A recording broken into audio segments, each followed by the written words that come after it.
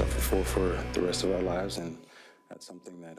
An Ankeny father shares his grief months after his 4-year-old daughter got a hold of his gun and accidentally killed herself. Akeem Holmes pleaded guilty in November to charges related to the shooting that killed his daughter Savannah. Today, he was sentenced to 5 years probation. KCCI's Andrew Molenbeek was in the courtroom this afternoon. A somber mood there. Andrew? That's right, James and Stacy. This was a tragedy that the family will have to deal with the rest of their lives. But the judge also told the father he could help others from going through the same thing.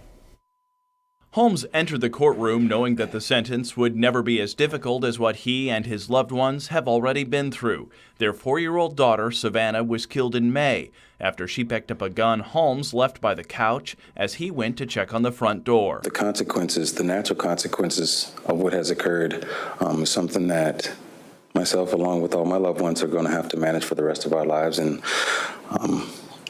I accept my responsibility in my portion, in my role, and what has occurred. He talked about getting help for anxiety and mental health in the months since his daughter's death.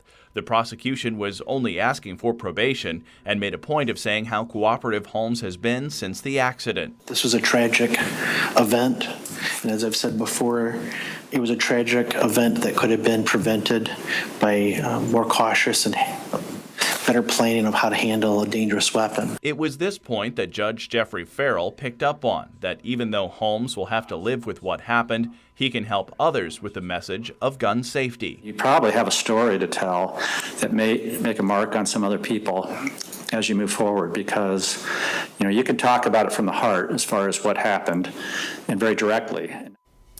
Holmes and the mother of Savannah were engaged to be married at the time of the tragedy last year. They are still planning on a wedding. Stacy?